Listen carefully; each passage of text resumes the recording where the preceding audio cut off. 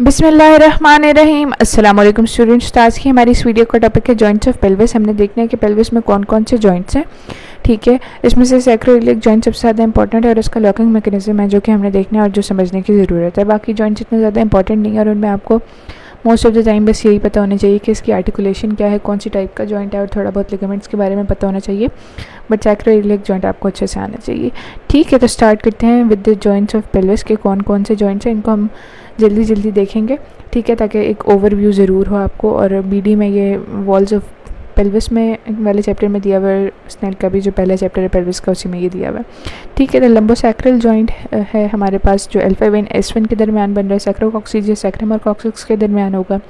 इंटरकॉक्सिजियल joints ज़्यादातर discuss नहीं होते क्योंकि मोस्ट ऑफ द सब्जेक्ट्स में ये फ्यूज्ड फॉर्म में होते हैं, यानी प्रेजेंट नहीं होते। कॉक्सिक्स फ्यूज्ड फॉर्म में होती है और एक ट्रायंगुलर बोन बना रही होती है सारी कॉक्सिक्स वर्टेब्रा मिलके।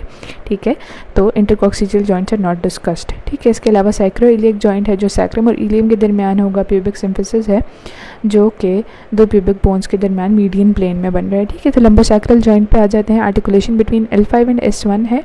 It is a symphysis characterized by all typical features of intervertebral joints like anterior and posterior longitudinal ligaments, ligamental flava, interspinal and supraspinal ligaments. ठीक है, तो ये आर्टिकुलेशन है between the L5 and S1, ये जो intervertebral disc भी show की गई है।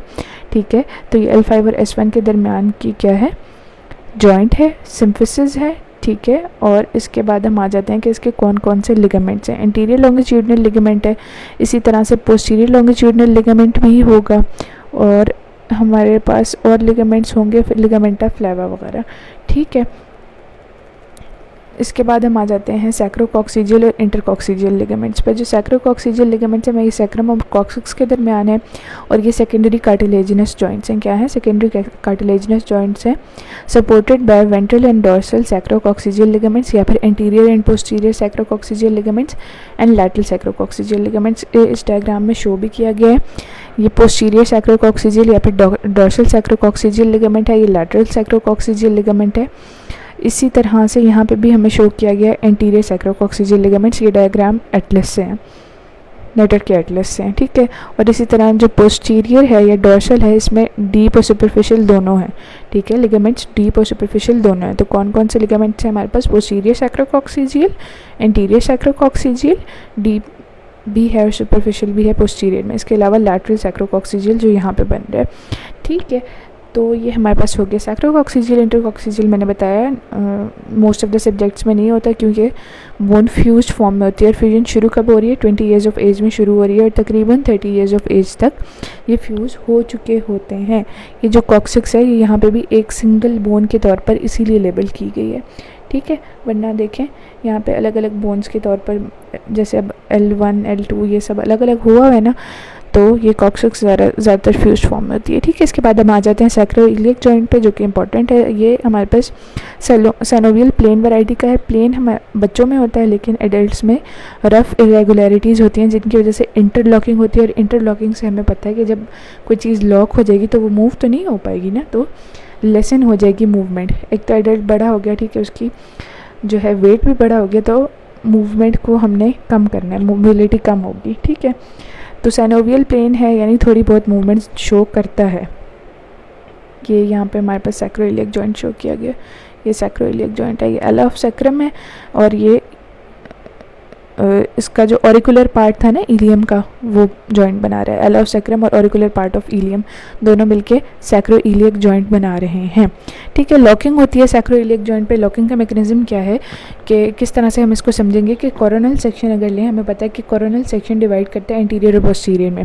ट्रांसवर्स सेक्शन अपर हाफ और लोअर हाफ में डिवाइड कर रहा था। कोरोनल सेक्शन इंटीरियर और पोस्टीरियर में डिवाइड कर रहा था और जो सैजिटल सेक्शन है वो राइट और लेफ्ट हाफ में डिवाइड कर रहा होता है। जो कोरोनल सेक्शन है वो किस में डिवाइड करें, इंटीरियर और पोस्टीरियर हाफ्स में।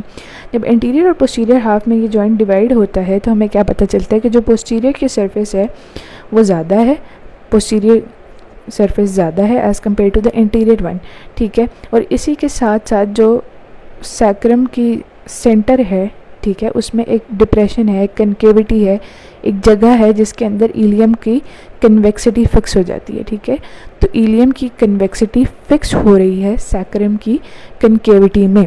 ठीक है, तो ये ब्लॉकिंग हो गई ना, दो ऑपोजिट टाइप की चीज़ें मिलेंगी तो क्या हो जाएगी, लॉकिंग हो जाएगी और इससे मोबिलिटी कम हो जाएगी। It relieves the strain of the body on the ligaments. Ligaments हमें पता है कौन से हैं, सैक्रोस्पाइनस और सैक्रोट्यूबरस लिगामेंट्स। ठीक है, इसके बाद हम आ जाते हैं लिगामेंट्स कौन कौन से हैं जॉइंट के, anterior posterior and interosseous sacroiliac ligaments.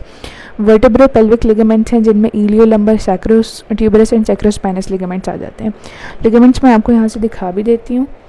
हमारे पास सैक्रोट्यूबरस लिगामेंट ये रहा, सैक्रोट्यूबरस लिगामेंट, और ये sacrospinous ligament, sacrotuberous ligament and sacrospinous ligaments, ये वर्टेब्रल लिगामेंट्स में आ जाते हैं। और दूसरे लिगामेंट्स कौन से हैं, एंटीरियर पोस्टीरियर, हर किसी की तरह एंटीरियर पोस्टीरियर सैक्रोइलियक लिगामेंट्स और इंटरओशियस लिगामेंट्स यहाँ पे शो किए गए हैं, वो भी हम देख लेते हैं। ये एंटीरियर सैक्रोइलियक है, एंटीरियर सुपीरियर आइलिक स्पाइन है ना, इसी के साथ एंटीरियर सैक्रोइलियक लिगामेंट भी जॉइंट होगा। ठीक है, और posterior sacroiliac ligament, anterior sacroiliac ligament ये रहा। ठीक है, वो सॉरी पोस्टीरियर व्यू था, ये एंटीरियर सैक्रोइलियक लिगामेंट है। ठीक है, और पोस्टीरियर सैक्रोइलियक लिगामेंट ये रहा, ये पोस्टीरियर सैक्रोइलियक लिगामेंट ये वाला, और एंटीरियर सैक्रोइलियक लिगामेंट। ठीक है, और इंटरओशियस सैक्रोइलियक लिगामेंट भी है। ठीक है, इसके अलावा प्यूबिक सिम्फिसिस है। प्यूबिक सिम्फिसिस बहुत कॉमनली डिस्कस्ड है, सेकेंडरी कार्टिलेजिनस है, मूवमेंट नहीं होती इस पर, और इस पर दो लिगामेंट्स हैं और इंटरप्यूबिक डिस्क है। सुपीरियर प्यूबिक लिगामेंट है, इंफीरियर प्यूबिक लिगामेंट है, और जो इंफीरियर प्यूबिक लिगामेंट है उसको हम आर्कुएट प्यूबिक लिगामेंट भी कहते हैं। ये भी मैं आपको दिखा देती हूँ, इस डायग्राम में शो बेशक नहीं किए गए, लेकिन अगर ये देखें ये व्यू सुपीरियरली है ना, यहाँ पे सुपीरियर लिगामेंट होता है, और जो ये सब प्यूबिक आर्च है ना, ये आर्च है, तो ऑफ कोर्स इस पर जो लिगामेंट लगा होगा वो भी आर्च शेप्ड का होगा, इसीलिए इंफीरियर प्यूबिक लिगामेंट को आर्कुएट लिगामेंट कहते हैं। ठीक है, so that's all for today. I hope you find this video useful. Stay tuned and get subscribed to my channel. Furthermore, don't forget our Palestinian brothers and sisters in your prayers. Thank you.